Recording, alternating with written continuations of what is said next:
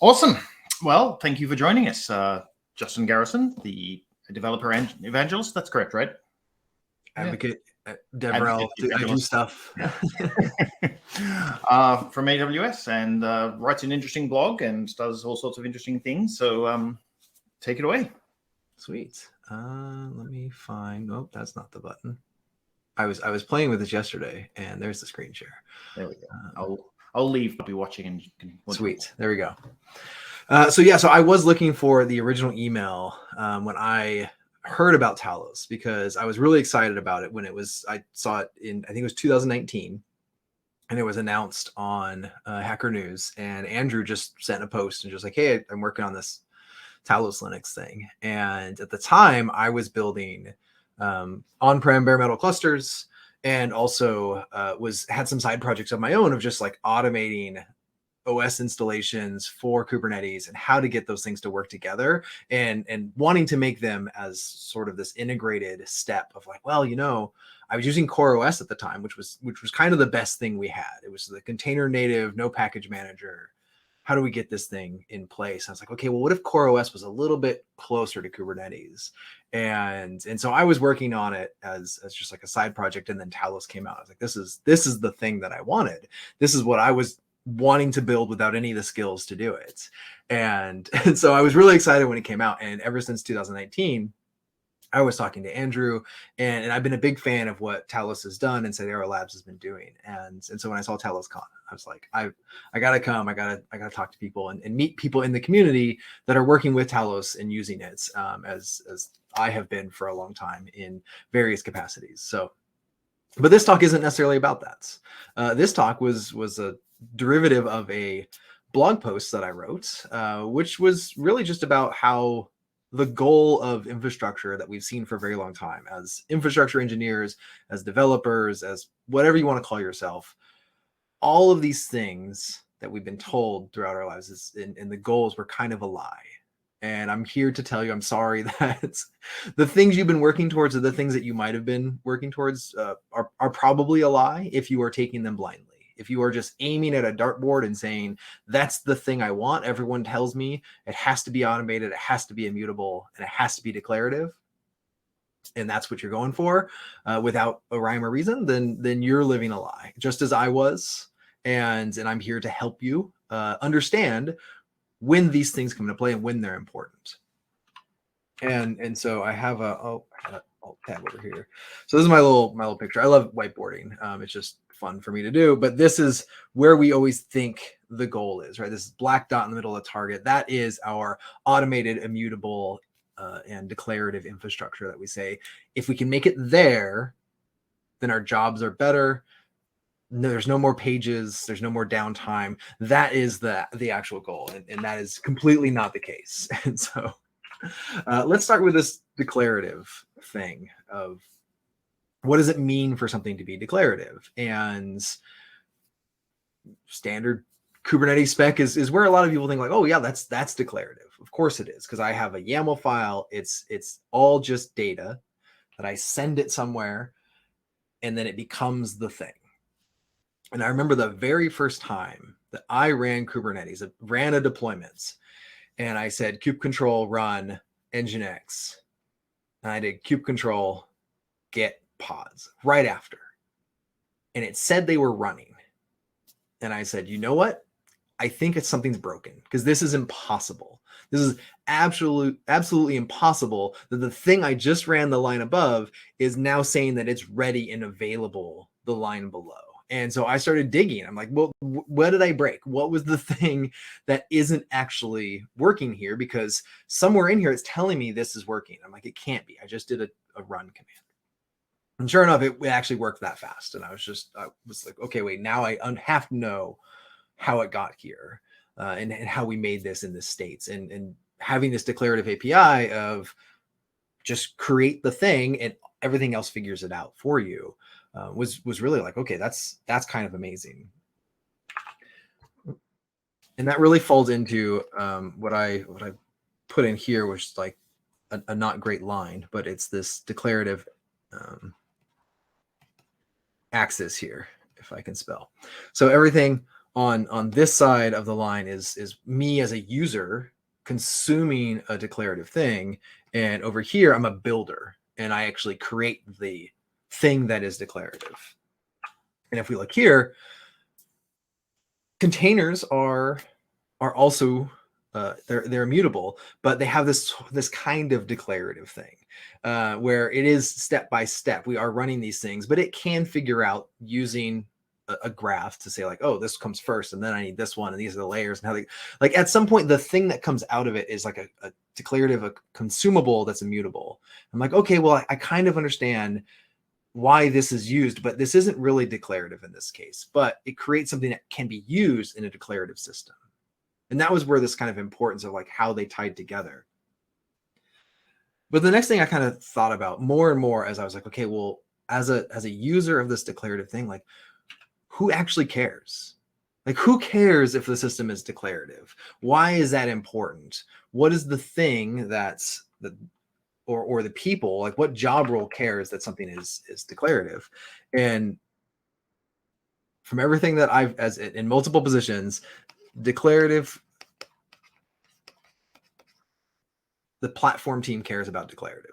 The platform team, the people that have users that are using their system, that's where the platform team really cares. And they're like, if it's not declarative, I don't want it. And they say like declarative things is how I know the thing that someone told me to do, I can make that happen. I do that stuff over here. And that's the platform team. They really care about this declarative thing. My first role as a sysadmin, everything had to be automated. And if you've been as a sysadmin for any amount of time, you've probably seen this meme, which is like everything has to be automated. And if I do something more than twice manually, I'm a bad sysadmin.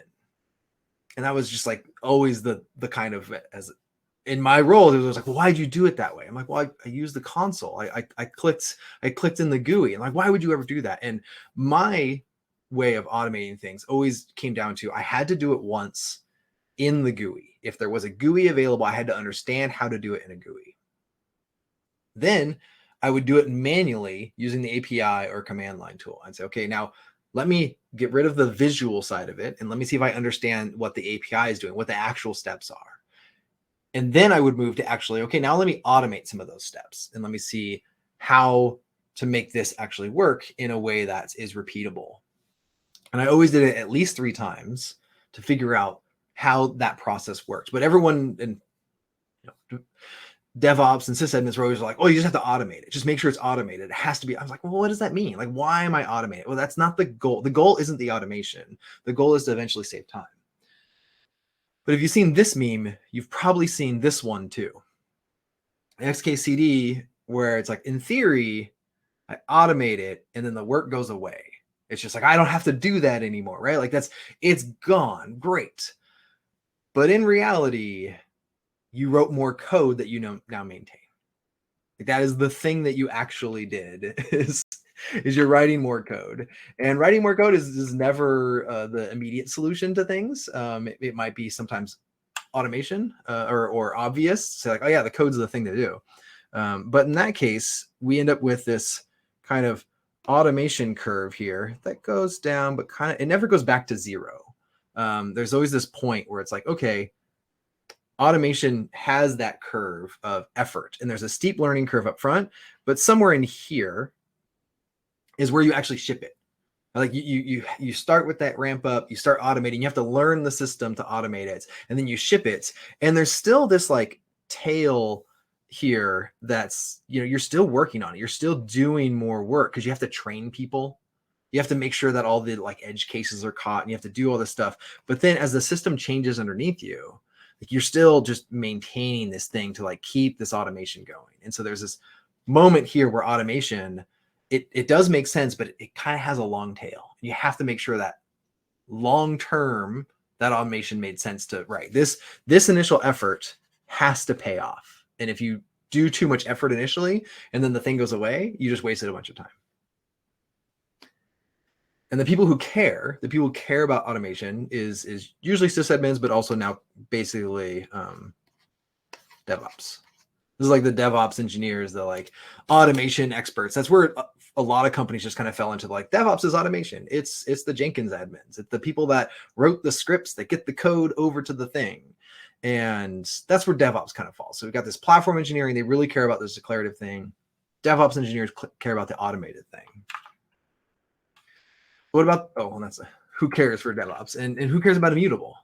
Like the immutable thing is like nothing should change, right? Once you ship it into production, it's there. And that never actually is going to have any, like we're doing, and Talos has done a great job of these areas, right? Like where it's a read-only file system. You have a Talos config to actually like declare what you want in the system and how you want it configured, and all that automation to get like, here's this YAML, like I just need to like ship it to this API and it's going to work for me.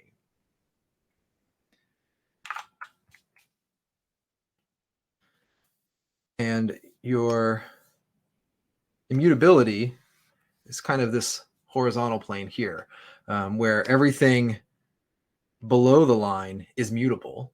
You can still change those things, and everything above the line is immutable. And the people who really care about this, I got one more slide. That's my last slide. The people who care, any guesses? People have been leaving great comments.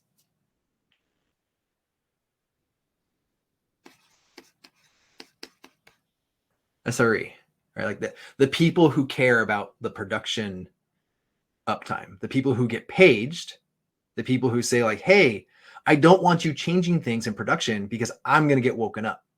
That's the SRE folks. They're the ones that are like, hey, don't change things, right? You need to be above the line, read only, because I don't want to get woken up. And granted, they can wake up the DevOps people and they can wake up the platform engineering people. But at the end of the day, this used to just all be sysadmin. And we've broken it down to have these sort of specifics of how we care about things. And I'm just going to label my automated. Those are these three axes.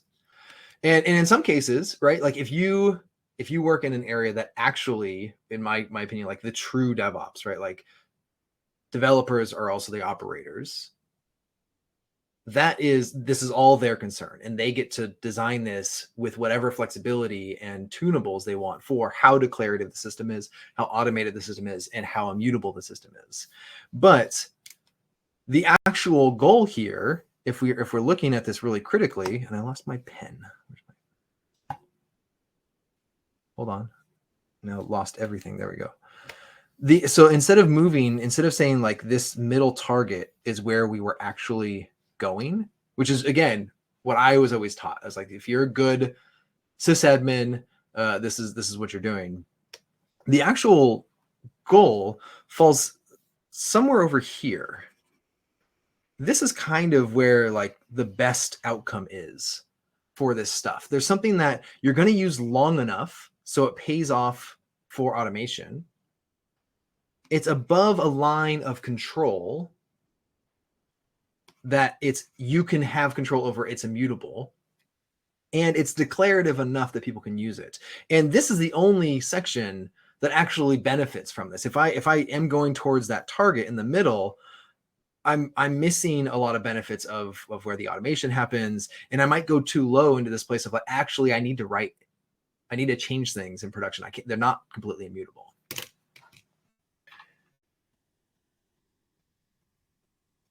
And I've seen a bunch of comments about like devs should be on call for work. Absolutely, devs should be on call for their workloads.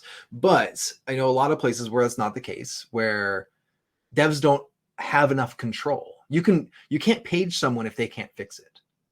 Don't just send them the pager and say, well, dev, you wrote it, you're in control now. If they don't have control over these other systems, if they don't have any ability to write to them or automate them themselves or build the platforms that they need, then you can't just give them a pager. You can't just say, here you go, devs, you're responsible. And that's actually one of the fascinating things. I've been at Amazon now for 3 years. And in my opinion, Amazon actually has a really good, what I would consider purist DevOps, where the service teams, the developers are the people who they build their own platforms, they run and are responsible for their pagers and their uptime. And they didn't do that by building a centralized platform. There is no centralized thing at Amazon to deploy any service. The centralized thing is AWS. AWS builds on AWS, and we pick and choose all these different services, and we say, hey, we're going to take that one and build on it. But if you look at other companies and other situations like Borg at Google, Borg is the way that they deploy everything. And that is the area. They are a platform team that centralizes that control, and they have ownership over that. But if they need to change, if a developer team needs to change how Borg runs or change something about the underlying platform, they don't have that control. So you can't necessarily wake up the developer and say, hey, your responsibility, go ahead. You have to give someone that's on call the responsibility and the ability, the authentication to make those changes. Real quick demo here, live demo of what these things mean. And I'm going to start with my favorite declarative tool of all time. And it helps me be declarative with everything that I want to do. Puppet, yeah. Use a lot of Puppet. No, it's the touch command. Completely declarative, right? Touch my file. There you go. The declarative command as a user of the touch command, as the user of someone that wants a file written to disk. This is the most declarative way that I can do it. And of course, if I look at it, I have a file. And that's what I need. I need a file in place. And of course, I can put stuff in my file. And it works. Everything is as I would expect, right? But the touch command is my declarative interface to this file on disk. The lie that we often don't forget about is all of the stuff behind the touch command.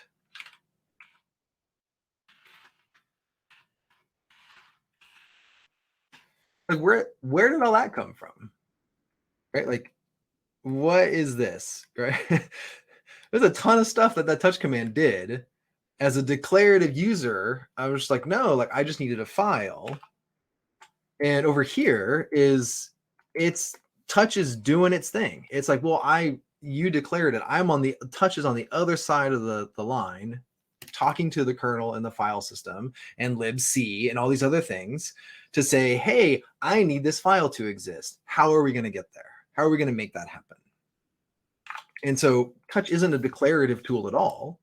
As a user, I can declare it. And that's where platform user, Kubernetes user, I can declare this is the thing I need. Now, let's make sure that gets in place. Let's automate it, right? Like I now have my platform built on touch, and everyone can come and create a file. And so we're going to automate it and call it my files platform.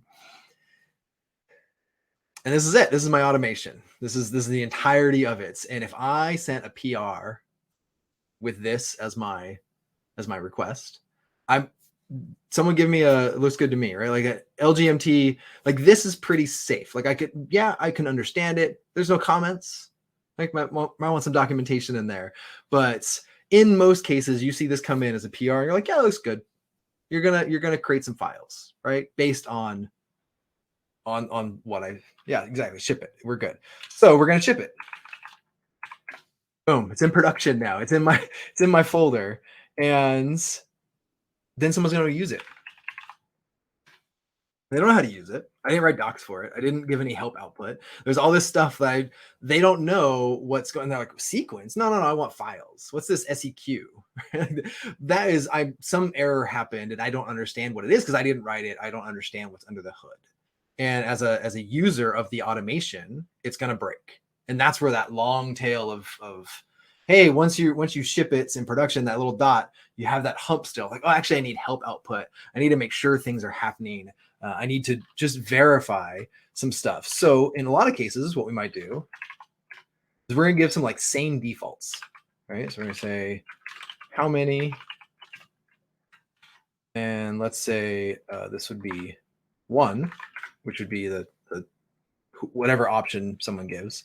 And we'll say 5 is like our same defaults. And we just need to change this to how many?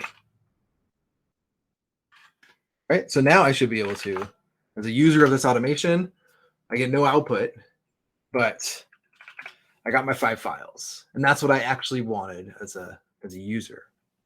And we can improve it. We can make some changes here to kind of do some stuff. But really, what we probably want to do is like have some safeguards of like API limits, some things that people are going to do that are going to overrun our file system by creating too many files or doing it too quickly.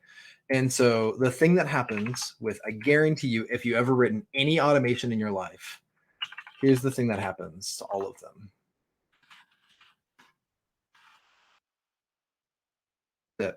That is there's always a sleep.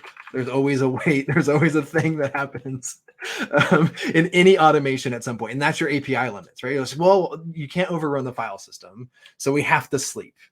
And now I can still run files, and it still, is reasonably fast, and we're still fine with it. But I get into this other weird state with automation, which is always a lie. When someone comes in and they're like 10,000, that's what I need. It's absolutely I have to have this for my system. But now what happened? We're in an unknown state. How far did it get? That's just like you get in this automation issue of, hey, everything has to be automated, but the safeguards we have to put in place to make sure not only the automation happens correctly, but where did I get? I got 64 files out of 10,000. How do I clean that up? How do I guarantee that I can roll that back? How do I guarantee that that's the state that someone actually needed the system to be in? And that, of course, is a huge problem with automation, and usually a risk that is that longest tail of maintenance. Yeah, remove rm-rf. Well, that's like let's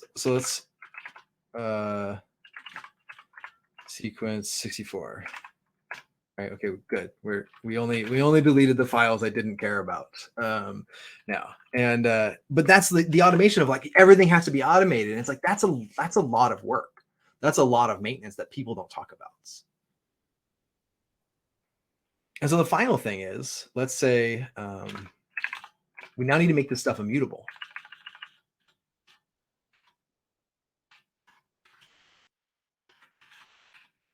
There you go. Immutable, right? Like this is the thing we create is now going to be immutable when we create it. Right? Everyone, we ship it. Like PR, here comes. We need immutable infrastructure in production. No one should be able to change it. Production ready. I have no tests. That looks good.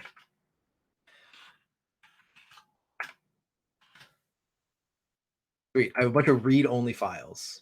This is exactly what I wanted. Let's go into one. Permission denied. Perfect.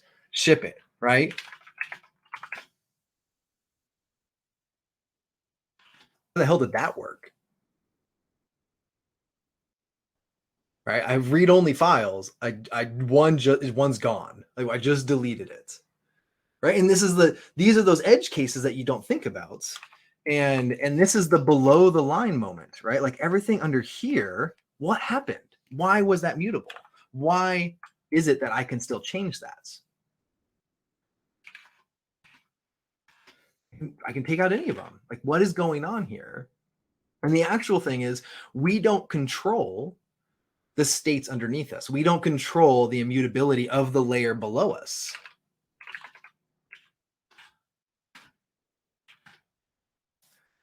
Now, my folder has no right. Right? So now, there we go. That's the piece you don't often control. And that's the piece that shifts a lot of times where people say, oh, everything's immutable. But if I have a rack of servers and I'm running Talos on them, absolutely my file systems are read-only. But someone comes in and pulls out a drive, unplugs power, pulls out RAM, like that's mutable. Like I can't change those layers below me that I don't necessarily control. And so this goal that people often have of, I have to hit this target, or like this this is where I'm heading. This is the thing I need. Everything should be automated, declarative, and immutable, is the lie. And we keep telling people it's all going to be fine as long as you get to that point. And I'm just here. I just want to make sure that you know which sections and which pieces of your infrastructure and your applications are the important pieces to automate, the ones to make immutable and the ones to make it declarative. And if you're an SRE or DevOps or platform engineer, it all depends on who your users are, what your applications are, and how much you control. And to the point earlier, absolutely, we should wake people up if they're getting paged, but only if they have the ability to fix the problem, to understand the problem, and have control of the layers necessary, whichever ways, to make sure that they can do those things. And I don't mean to dash any dreams. I'm just saying, like, I woke up one day and realized this was a lie. And realized that so many things I was working to I was like, I just need to automate more things. And if I automated, I'd have more time. And over time, I just ended up maintaining more things. And as the platform changed underneath me, and my line of immutability changed, maybe from here to kind of up here, like I couldn't control things underneath that anymore. Then I was like, oh, now like the stuff in here that I made immutable doesn't matter anymore because I can't control it. And that's where we just have to make sure that all these things shift over time, right? Like this platform, your users over here are eventually going to shift over here. And how do you make up for that? Because we can hit the target when it stands still, but it never stands still. And over time, it's going to move, and it's going to be over here or over here as people are working on stuff, and systems are people, and software is made up of people working on things. And so there is no target. There is no golden path. There isn't a thing that you can say, I've finished. But there are things that you can do to make sure that you're working on the right things. And absolutely, in the comments, the best code is no code. If you can solve a problem by talking to a person or putting a process in place, that is better than writing code. Because even though the person might leave, might change roles, you might change roles, whatever, you did not give a burden to someone else in the future. And you said, here you go, you maintained it because that's how it works. That is the end of the talk. I don't think I even have another slide. Nope. So thanks everyone for coming, for all the questions and comments. This is great. That was awesome. That was super good. As a guy who used to be a sysadmin before all these things came up, it really resonated. I used to have to write some automations and then kind of learn it's like automation's dangerous if you automate too much because, exactly what you were talking about. Super. I have had plenty of stories of the automation I wrote that took down production because it was no safeguards. And that's where you put the sleep in, right? Like, I don't want to take down production again. I'm going to have it sleep. And then I still run the command again. I'm like, oh, actually, I need a longer sleep. Right. Yeah. Super cool. Great. Well, that was, people can hang out here and pepper Justin with questions if they've got more. Otherwise, we've got Milos from Docker talking about getting Talos running on the Rackster Rock 5B, which will be interesting as well. So, great. People are free to hang out here if Milos has any more time. I don't know, but I could jump off over to that section. Thanks a lot, Justin. Cool. Thank you.